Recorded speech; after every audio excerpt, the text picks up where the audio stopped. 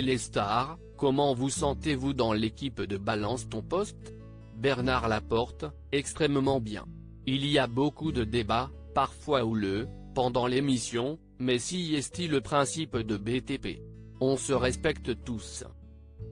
Même s'il y a des altercations, une fois l'émission finie, tout est terminé. L'ambiance est joviale et parfois potache en loge. Comment la connexion avec Cyril Hanouna s'est-elle faite? Je le connais depuis longtemps, il habitait près du stade Jean-Bouin, Paris, quand j'entraînais le Stade Français. Cyril est un génie de la télé, et en dehors des plateaux il a encore d'autres qualités. Il est très drôle, très loyal. Avez-vous une réelle liberté de parole? Bien sûr. En aucun cas on nous dicte quoi dire et à qui le dire. Cyril respecte les idées de chacun et aime le débat.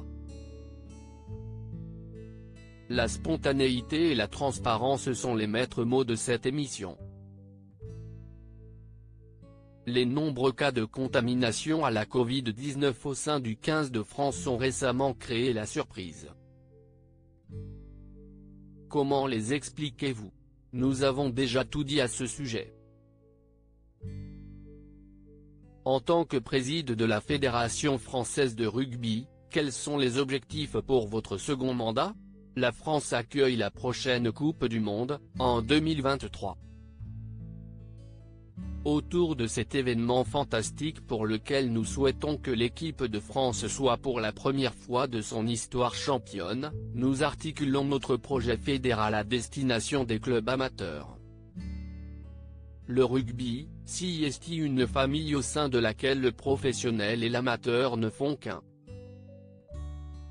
Nous voulons que le rugby contribue humblement à former des sportifs, mais aussi des citoyens plus éclairés, plus solidaires et fraternels. Selon vous, le monde du sport est à bout de souffle à cause de la pandémie. Ne pourrait-on pas rouvrir les stades avec des jauges pour le public? Nous le pensons.